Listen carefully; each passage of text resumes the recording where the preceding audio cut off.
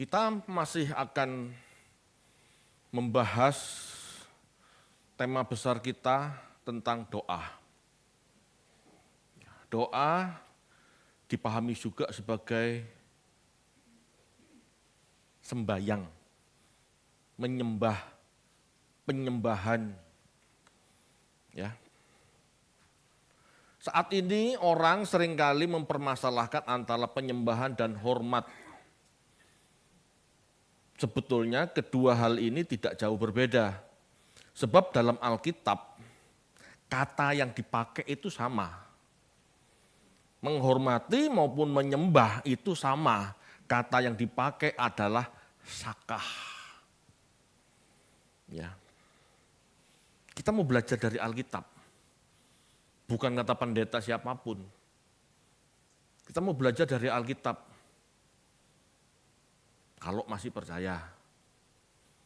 Dan kalau kita percaya Alkitab, ya ayo. Kita belajar berpikir, apa kata Alkitab? Kita belajar merenungkan, apa kata Alkitab? Dalam Alkitab, kata yang digunakan sama. Ya, bahkan maknanya sama, gesturnya sama. Lalu apa yang membedakan? Sikap hormatnya itu berbeda. Sikap hati hormatnya itu berbeda. Kalau dari kata gestur sama, sakah. Ya, dalam penyembahan Kristen berkembang sedemikian rupa. Ya, sebelum cara penyembahan Kristen berkembang sedemikian rupa, dalam Alkitab cuma ada 3 bentuk cara menyembah. Sujud menyembah atau sembahyang, ya, seperti saudara tetangga kita ini. Lalu berseru, berdoa, gitu ya, dan memberi persembahan, memberi korban. 3 itu yang dipahami sebagai menyembah. Kita akan bahas satu-satu. Ya, semoga waktunya cukup. Yang pertama, sujud menyembah. Ya, ini berasal dari kata sakah. Bapak Ibu, sakah ini artinya membungkuk sangat rendah, tersungkur ke tanah, tengkurep, tiarap, menjatuhkan diri dengan wajah ke bawah, itu sakah. Itu bentuk gestur menyembah. Jadi kalau orang Yahudi sudah begitu, itu artinya nyembah. Ya. Sujud adalah gestur tubuh atau tindakan fisik yang terlihat. Yang dalam tradisi Yahudi kuno artinya meninggikan, memberi nilai tinggi.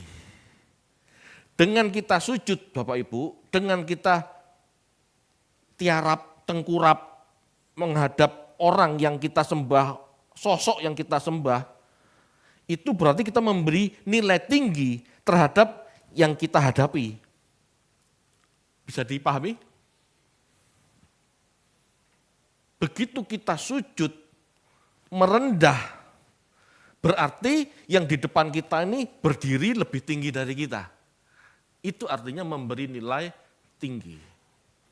Itu gestur orang Yahudi kuno seperti itu. Namun Bapak Ibu, penggunaan kata menyembah ini dalam Alkitab tidak dikenakan kepada Allah saja.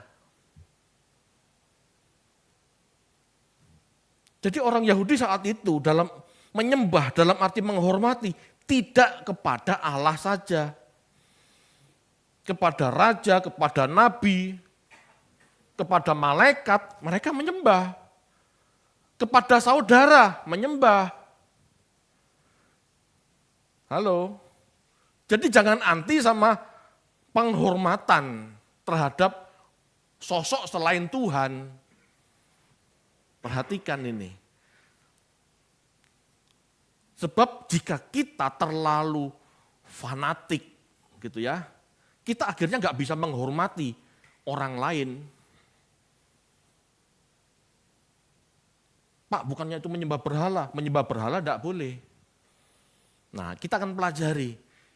Yang diperbolehkan itu memang sosok pribadi yang memang layak dihormati. Namun bukan berarti ya level penyembahannya sama. Ya. Ini penting. Penggunaan kata menyembah dalam Alkitab tidak dikenakan kepada Allah saja. Ini berarti menyembah juga bisa dipahami sebagai menghormati. Ya, perhatikan ini, saya ulangi. Berarti menyembah juga bisa dipahami sebagai menghormati. Menghormati, menyembah itu sama saja. Cuman menyembah adalah bentuk tertinggi penghormatan. Gitu ya. Kata sujud menyembah digunakan di dalam Alkitab antara lain sujud kepada Allah. Ya, ini pasti dah. Kejadian 24 ayat 26. Ayo dibaca yuk.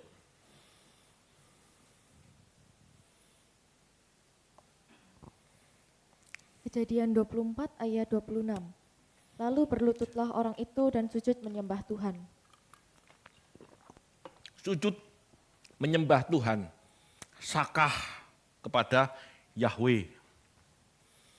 Ya, sujud menyembah. Yang kedua, Yosua sujud kepada panglima malaikat. Yosua 5 ayat 14.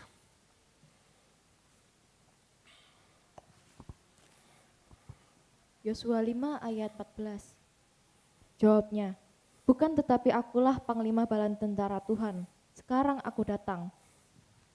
Lalu sujudlah Yosua dengan mukanya ke tanah, menyembah dan berkata kepadanya, apakah yang akan dikatakan Tuanku kepada hambanya ini? Ya. Yosua dengan mukanya ke tanah. Lalu sujudlah Yosua dengan mukanya ke tanah, menyembah. Sakah. Sama, kata yang dipakai sama. Dengan penyembahan kepada Yahweh, sama. Ini malaikat. Oke. Berikutnya, sujud kepada manusia.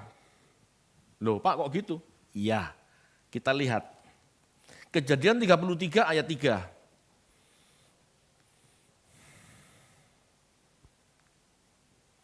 Kejadian 33 ayat 3. Dan ia sendiri berjalan di depan mereka dan ia sujud sampai ke tanah 7 kali. Hingga ia sampai ke dekat kakaknya itu. Ya, ini kan kisah tentang Yakub yang pulang kembali ke tanah Kanaan. Ya, dia takut dibunuh sama Esau, sehingga dari jauh dia mengutus rombongannya dulu berangkat. Begitu tiba saatnya dia ketemu Esau, dia sujud menyembah. Itu adik nyembah kakak. Kata yang dipakai sakah, sama seperti yang dipakai untuk menyembah Yahweh, sama. Gesturnya sama. Lanjut, sujud kepada manusia juga ya, ini contoh yang lain. 1 Samuel 24 ayat 8. Ini penting Bapak Ibu. 1 Samuel 24 ayat 8. Ya, silakan. Kemudian bangunlah Daud, ia keluar dari dalam gua itu dan berseru kepada Saul dari belakang. Katanya, Tuanku Raja. Saul menoleh dari belakang, lalu Daud berlutut dengan mukanya ke tanah dan sujud menyembah. Ya, Daud sujud menyembah Saul. Kata yang dipakai sakah, sama seperti untuk menyembah Yahweh. Sama seperti kata yang dipakai untuk menyembah Yahweh, sama. Halo Bapak Ibu, kita penting mengerti ini. Supaya kita tidak jadi orang ekstrim yang tidak tahu berterima kasih. Tidak tahu menghormati. Hanya Allah yang patut disembah. Lalu orang lain diabaikan. Itu tidak benar loh. Ya, perhatikan ini. Sujud kepada Yesus. Matius 20 ayat 20.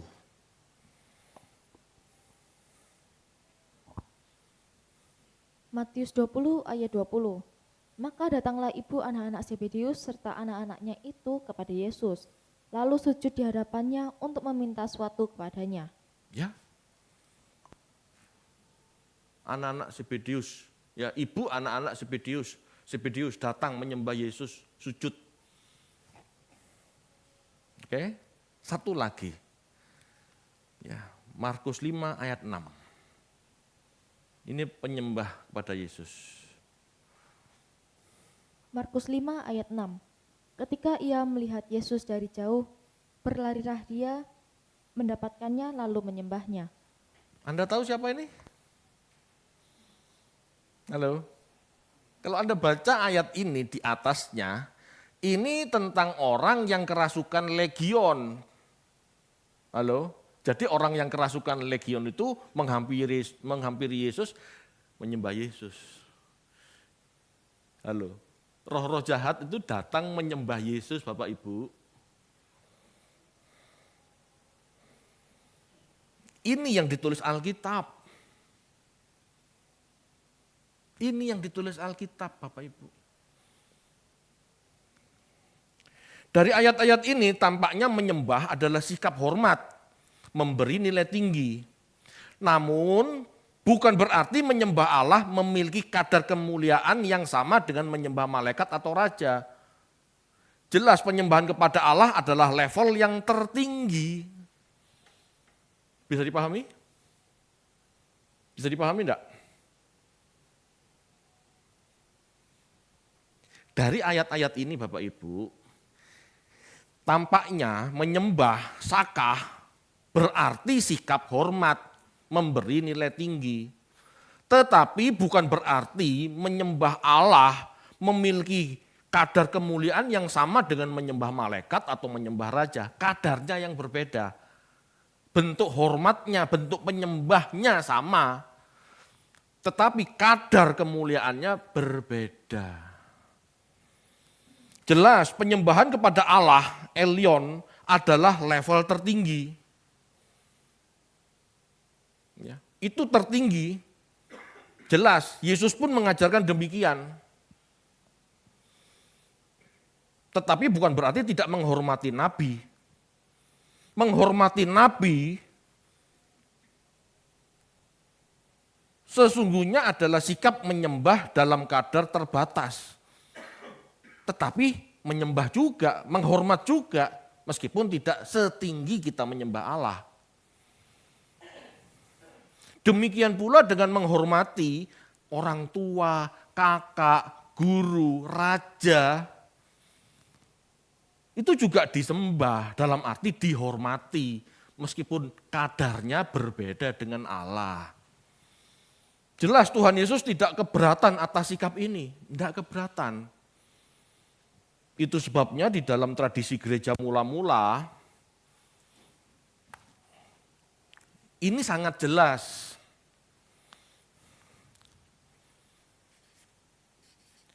Sakah.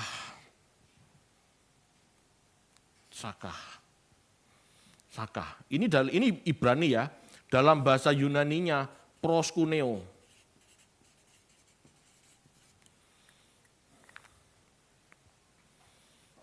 Ya, tadi kita sudah belajar menyembah Allah, menyembah Allah.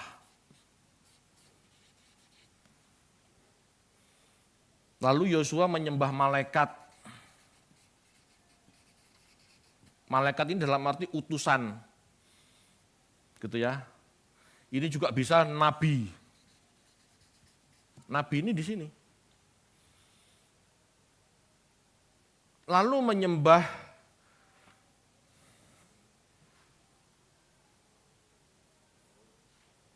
Daud, raja,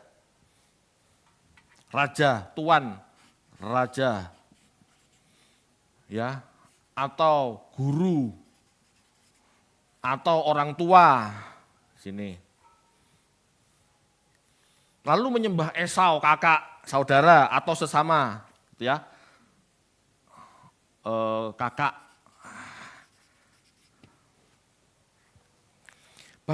Bapak Ibu, semua kata yang dipakai untuk menyembah ini, sakah, itu sama. Cuman, di dalam tradisi gereja, akhirnya dibentuk sebuah pengertian supaya tidak salah kaprah. Penyembahan kepada Allah, ini namanya latreia. Ini level tertinggi. Sikap batin yang menyenangkan Allah, latreia.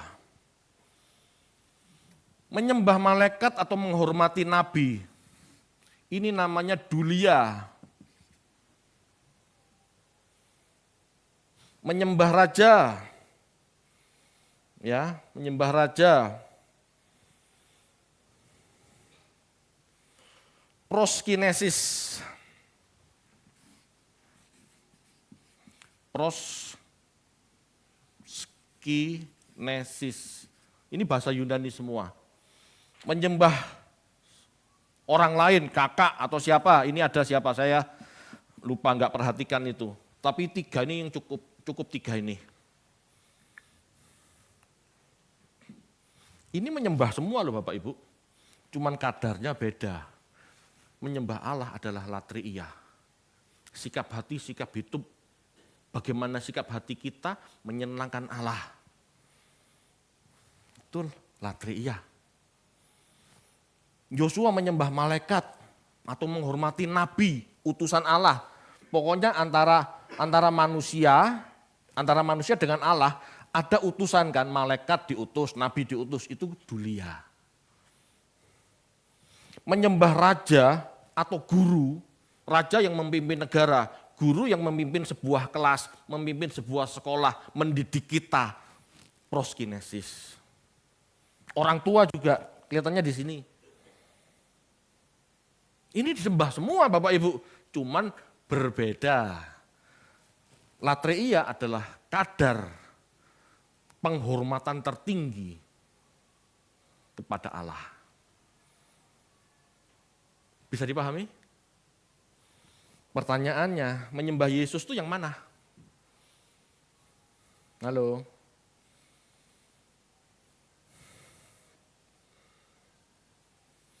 Penghormatan atau penyembahan terhadap Yesus tergantung kita memahaminya, memahami Yesus. Kalau Yesus dipahami manusia biasa, tidak mungkin di sini. Ujung-ujungnya mungkin Yesus itu nabi Pak, nabi yang paling mulia. Apakah Yesus di sini?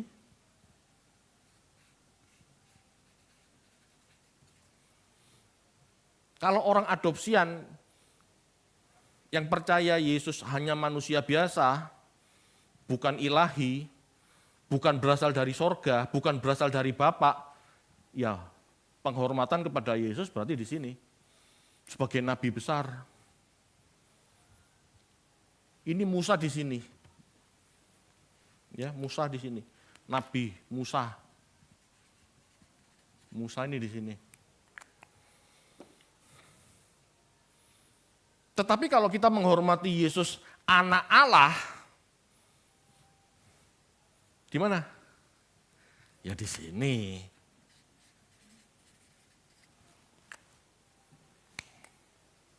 Halo. Tergantung kita memahaminya. Kita menghormati Yesus sebagai apa? Sebagai manusia biasa sama dengan kita. Kalau sama dengan kita, ya mungkin di sini. Dia guru Pak, guru kebenaran, tapi bukan ilahi. Dia manusia biasa, ya di sini. Kalau kita yakin Yesus anak Allah, anak manusia yang diberi kuasa oleh Bapaknya, ya di sini. Beda Bapak Ibu. Saya mengajarkan ini, saya memberitakan ini supaya kita tahu bahwa kita juga harus menghormati Yesus dengan benar. Yang benar yang mana Pak? Ya terserah Anda mengimani Yesus sebagai apa? Kalau Alkitab mengatakan, nah ini Alkitab ya, bukan saya, Alkitab. Kita baca yuk, Ibrani 1 ayat 5 sampai 6. Ibrani 1 ayat 5 sampai 6. Karena kepada siapakah di antara malaikat-malaikat itu pernah ia katakan, anakku engkau telah kuperanakkan pada hari ini, dan aku akan menjadi bapaknya dan ia akan menjadi anakku. Dan ketika ia membawa pula anaknya yang sulung ke dunia, ia berkata, semua malaikat Allah harus menyembah dia. Halo, Semua malaikat Allah harus menyembah dia. Berarti dia nggak selevel sama malaikat. Betul? Dia di atas malaikat. Dia di sini. Ini Ibrani yang ngomong, bukan Pak David. Kita baca sekarang, Ibrani 3 ayat 3. Ibrani 3 ayat 3, sebab ia dipandang layak mendapat kemuliaan lebih besar daripada Musa. Lebih besar dari Musa. Sama seperti ahli bangunan lebih dihormati daripada rumah yang dibangunnya. Jelas Bapak Ibu? Yesus lebih dari malaikat, Yesus lebih dari Musa. Berarti penyembahan atau penghormatan terhadap Yesus adalah ini. Loh berarti menyembah Bapak dengan menyembah Yesus sama Pak? Sama, karena Allah, Bapak dan Yesus adalah satu. Meskipun ya kita tahu Bapak tetap lebih besar. Kenapa? Karena namanya anak tidak pernah lebih besar dari Bapak. Tetapi tetap latreia. Ini kata Alkitab. Terserah Anda memahami yang mana, saya tidak maksa. Ya, saya harus menyatakan ini supaya Anda tidak salah dalam menghormati Yesus, dalam menyembah Yesus. Ini Alkitab yang ngomong.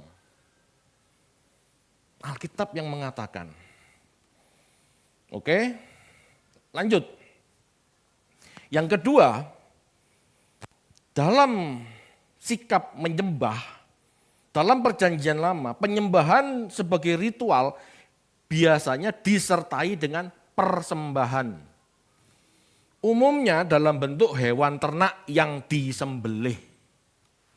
Itulah yang disebut korban. Ya, korban Bapak Ibu artinya dibawa mendekat. Korban itu bahasa Ibrani. Korban itu bahasa Ibrani. Ya. Artinya dibawa mendekat. Dengan membawa persembahan kita mendekat kepada Allah. Ini berfungsi sebagai cara mendekat kepada Allah, ya cara kuno. Untuk menyatakan syukur, mencari pengampunan, dan menjaga kekudusan komunitas. Menyembelih korban, darahnya dicurahkan, itu bentuk pengampunan dosa. Hutang nyawa, bayar nyawa, ini yang dibayar, nyawanya mbek gitu loh. Ini kan cara kuno. Bapak Ibu, setelah kehancuran bait suci, persembahan dalam Yudaisme bergeser menjadi doa. Jadi awalnya mempersembahkan korban, diubah menjadi doa, bertobatan, sedekah, gitu ya. Kenapa? Karena ritual yang biasanya dilakukan di bait suci tidak bisa dilakukan lagi. Kan sudah hancur, gitu ya. Maka diubah dengan doa, menyanyi, bermazmur, dianggap sama sebagai korban. Bapak Ibu, dalam tradisi ini bentuk-bentuk penyembahan zaman dulu Bapak Ibu. Ya. Namun masalahnya ya, ritual-ritual segala macam itu bukan bentuk penyembahan yang sejati. Semua ritual-ritual itu bukan bentuk penyembahan sejati. Bukan bentuk penyembahan yang sesungguhnya. Menurut Ibrani 10 ayat 1, ritual Taurat itu hanya bayangan dari kenyataan yang ada, yang Yesus kerjakan.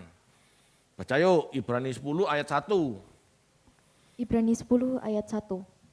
Di dalam hukum Taurat hanya terdapat bayangan saja dari keselamatan yang akan datang, dan bukan hakikat dari keselamatan itu sendiri. Cukup. Bapak Ibu, kita tidak bisa selamat dengan sembelih domba. Karena itu cuma bayangan. Bayangan itu bukan realitas. Seperti saya pagi hari menghadap matahari, di belakang saya ada bayangan saya. Halo. Model bayangan saya pasti mirip saya. Tapi irunge ora ono, motone ora ono, cangkeme ora ono. Jelas? Bayangan itu kabur, bukan kenyataan. Bayangan David bukan David yang sebenarnya. Demikian juga tentang keselamatan. Ritual Taurat itu bayangan keselamatan, bukan realitas keselamatan. Jadi kita tidak bisa selamat karena menyembelih domba. Itu hanya bayangan, hanya simbol dari apa yang dikerjakan Tuhan Yesus. Itulah realitas dari apa yang diajarkan Tuhan Yesus. Hidup suci, bertanggung jawab, merelakan hidupnya demi banyak orang jadi berkat. Itulah penyembahan yang sesungguhnya. Sehingga harus dipahami Bapak Ibu, ritual PL itu hanya gambaran, bukan realitas. Tindakan nyata seseorang berbagi hidup yang didasari belas kasihan, itulah persembahan yang dikehendaki Tuhan. Hidupmu itu loh penyembahan, lagu pertama tadi apa? Betul ya? Hidupmu itu loh penyembahan, bukan ritual. Hidupmu yang penuh belas kasihan itu loh penyembahan. Kita baca yuk, Roma 12 ayat 1.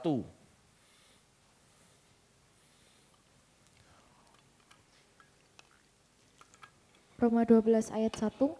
Karena itu saudara-saudara, demi kemurahan Allah aku menasihatkan kamu, supaya kamu mempersembahkan tubuhmu sebagai persembahan yang hidup, yang kudus dan yang berkenan kepada Allah. Ya. Itu adalah ibadahmu yang sejati. Ya, hidup kudus itulah persembahan, penyembahan yang sejati, yang logis. Yang sejati itu dalam bahasa Yunaninya logikos, logis, yang masuk akal. Nyembelih domba, ritual itu tidak masuk akal. Penyembahan yang masuk akal, kamu menjadi anggur tercurah, roti terpecah. Amin. Itu penyembahan yang sesungguhnya. Sekali lagi saya katakan, saya bukan anti ritual. Cuman saya mau mengatakan, saya mau mengajak Bapak Ibu masuk dalam penyembahan yang sejati.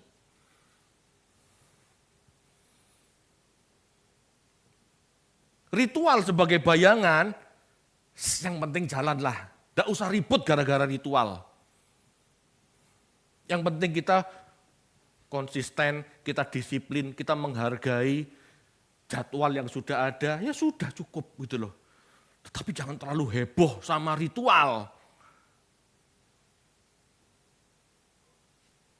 Hiduplah benar, hiduplah kudus, jadilah berkat, itu penyembahan yang sejati, itu penyembahan yang logis. Diajari logis sama Tuhan Yesus, sama Paulus diajari logis.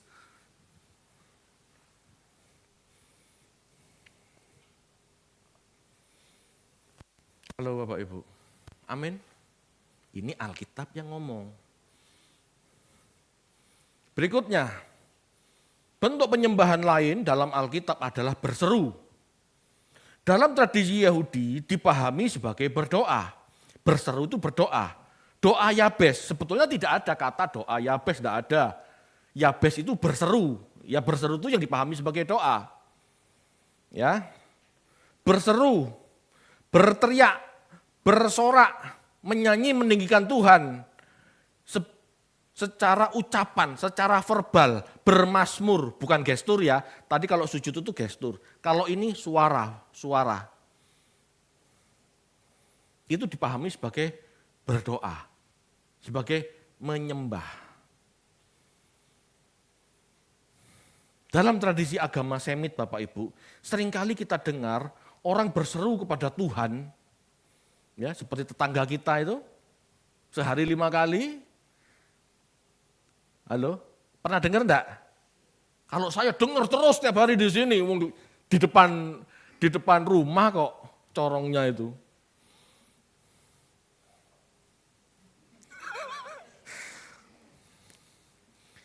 Inilah yang disebut menyembah.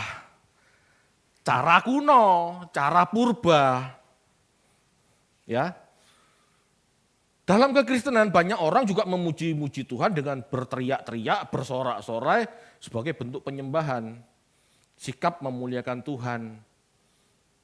Jadi berseru itu menyembah Bapak Ibu. Ya. Asalnya ya dari Yahudi. Asalnya dari Yahudi. Entah tetangga, entah kita, semua ngikut-ngikut Yahudi. Karena bait Allah sudah tidak bisa dibuat penyembahan, mereka menyembah di sinagog dengan cara memuji, menyanyi. Itu. Kita lihat videonya supaya tahu. شما إسرائيل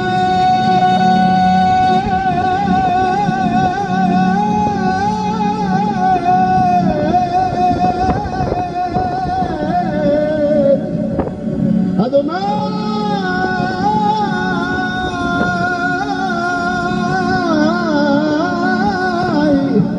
إلهينا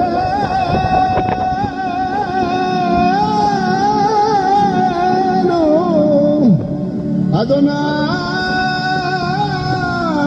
حاد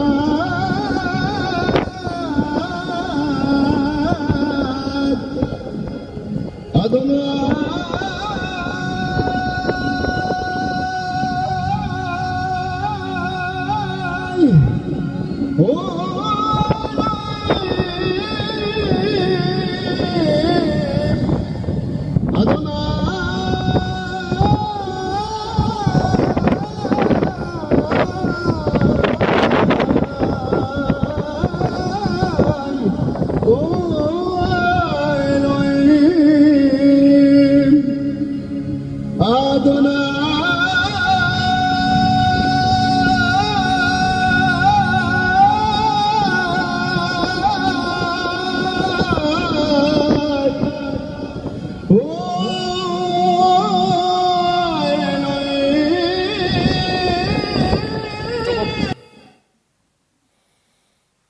Mau ikut?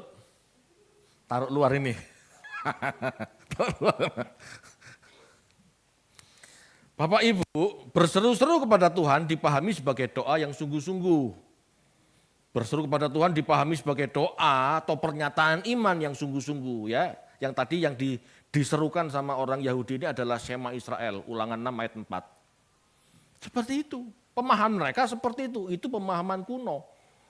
Pemahaman sebelum Yesus hadir ke dunia. Begitu itu dianggap benar, dianggap baik, dianggap suci sudah. Dianggap sudah selamat. Ya, kita baca Yoel 2 ayat 32.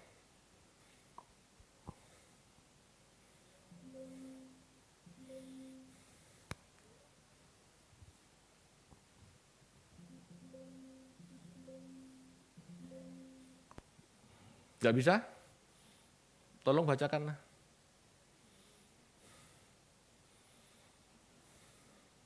Yoel 2 ayat 32.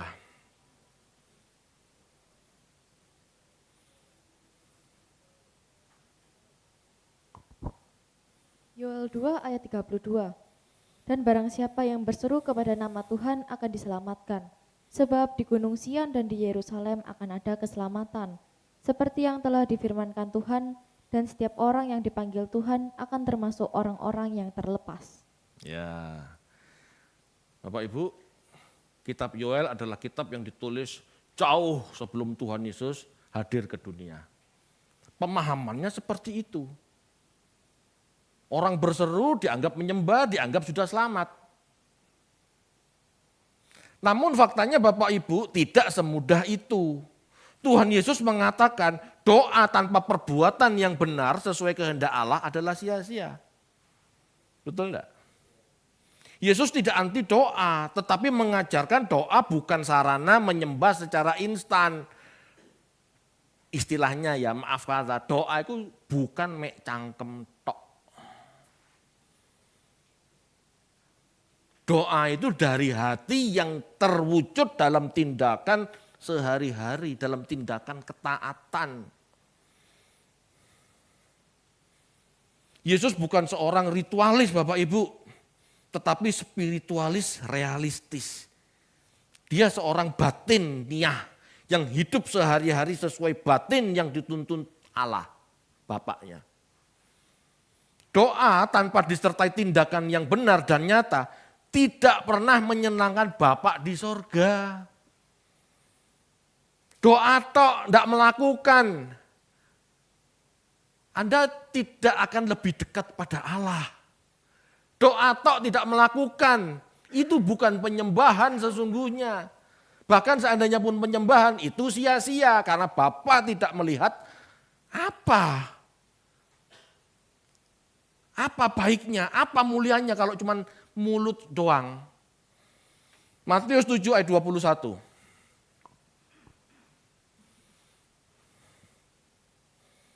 Matius 7 ayat 21.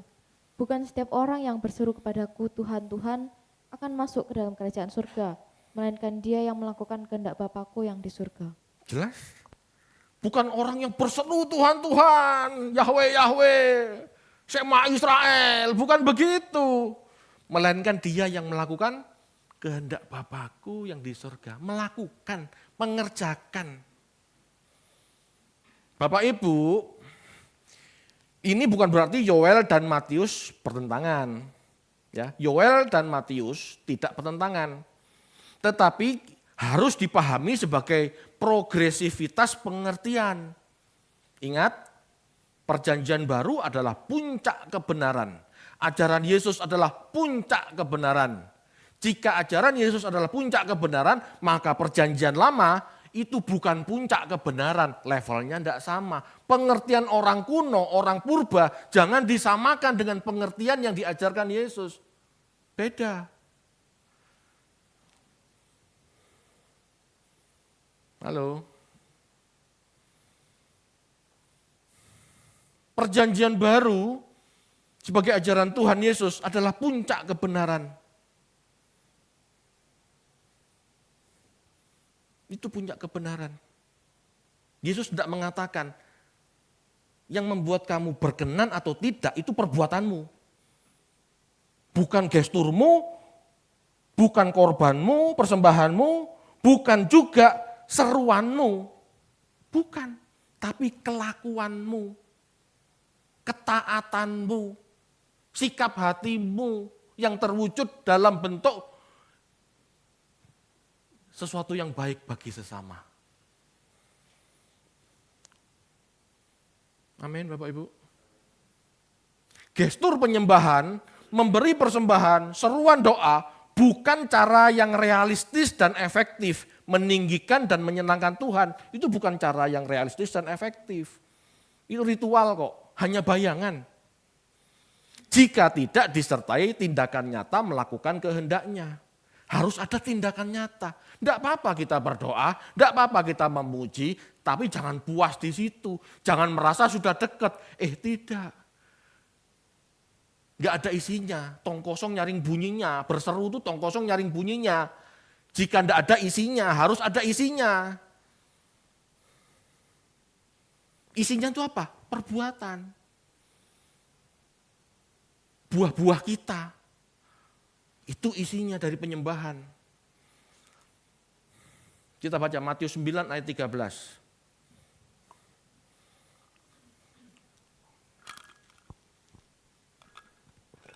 Matius 9 ayat 13. Jadi pergilah dan pelajarilah arti firman ini. Yang kuhendaki ialah belas kasihan dan bukan persembahan. Karena aku datang bukan untuk memanggil orang benar, melainkan orang berdosa. Halo. Orang benar itu maksudnya orang-orang yang melakukan ritual. Bapak Ibu, Yesus ingin ya kita dalam menyembah, ya Tuhan Yesus ingin kita dalam menyembah itu terwujud dalam belas kasihan, bukan persembahan, bukan berarti menyembah tidak boleh, tetapi harus punya belas kasihan. Jangan merasa kalau sudah ngasih duit, kalau sudah melayani, kalau sudah khotbah, sudah dianggap persembahan. Bukan, belum. Kalau kita tidak punya belas kasihan itu omong kosong. Omon-omon bahasa sekarang. Melakukan kehendak Bapa yang didasari kasih, itulah penyembahan yang nyata. Bukan sekedar gimmick, jargon, bukan. Sikap taat adalah sikap bukti ketundukan. Itulah yang menyenangkan Bapa. Matius 21 ayat 28 sampai 31. Ayo dibaca yuk.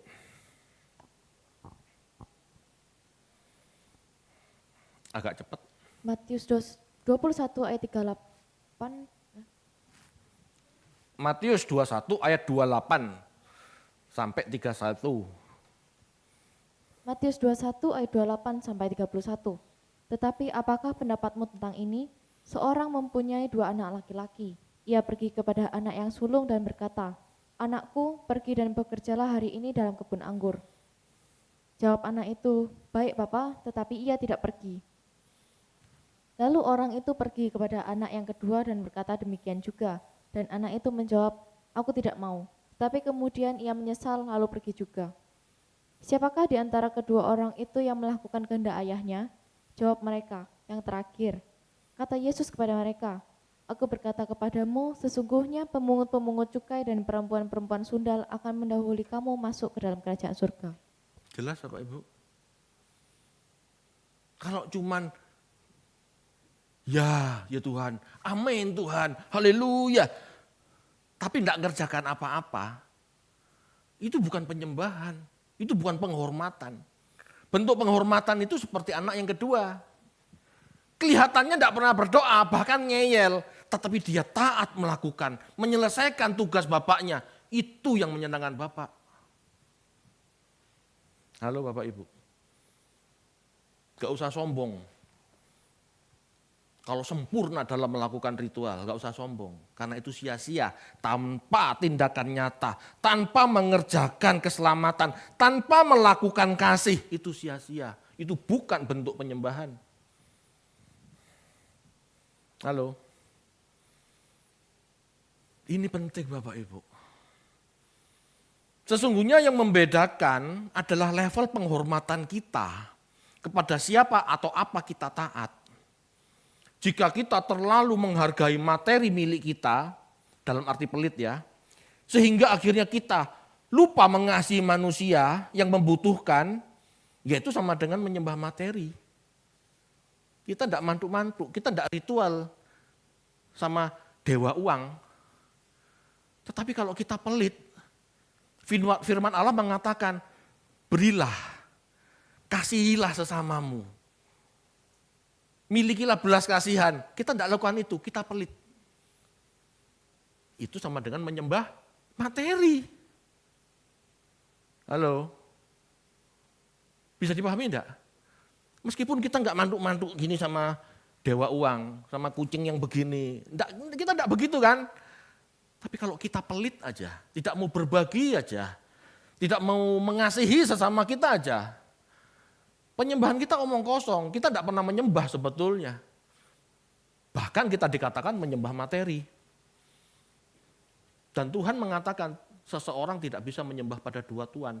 Kamu harus pilih, berbagi hidup atau menyembah uang, ngumpulin uang. Yang mana? Jika kita lebih mengutamakan kepentingan keluarga daripada kepentingan Tuhan, berarti kita menyembah keluarga, memberi nilai tinggi keluarga daripada Tuhan. Padahal Tuhan Yesus jelas. Ya, di Matius 10 ayat 37 mengatakan, barang siapa mengasihi orang tuanya, saudaranya, melebihi mengasihi aku, melebihi dari mengasihi aku, dia enggak layak bagiku. Ini sebenarnya bentuk penyembahan. Bukan kita tidak boleh menghormati orang tua, tapi apakah kasih kita kepada Tuhan lebih dulu, lebih diutamakan, lebih prioritas? Semua menjurus pada sikap batin dan sikap hidup, bukan ritual. Bapak Ibu, sejatinya memberi nilai tinggi Tuhan tidak dilihat dari gestur kita. Kita harus bisa membedakan menyembah dalam arti sikap tubuh, sikap hati, dan ritual harus bisa membedakan. Ini dua hal yang berbeda. Ritual itu hanya gambaran untuk mendidik orang Israel yang baru keluar dari Mesir itu loh. Masih bangsa budak, pola pikirnya masih gak jelas. Ritual itu sebetulnya untuk itu, bukan untuk kita zaman sekarang. Seperti roh-roh Bapak Ibu, roh-roh jahat. Ya, seperti roh-roh jahat yang sujud menyembah Yesus. Semua orang kalau cuma gestur bisa. Kalau cuma berseru, bisa. Tetapi mereka semua belum bisa disebut menyembah dengan benar jika tidak disertai ketaatan melakukan kehendak Bapa. Roh-roh jahat loh Bapak Ibu, menyembah Yesus loh. Tetapi apakah sujud penyembahan roh-roh jahat kepada Yesus itu berkenan? Tidak. Kenapa? Roh-roh jahat tidak pernah melakukan. Betul enggak? Roh-roh jahat melakukan yang berlawanan malah. Meskipun gesturnya sujud. Ayo perhatikan ini yuk. Berdoa, menyembah berarti kita menghormati. Dengan cara menemukan penjelasan dan tuntunannya. Agar supaya kita melakukan sesuai bimbingannya. Kita berdoa bukan untuk mempermudah hidup loh. Atau melarikan diri dari kenyataan.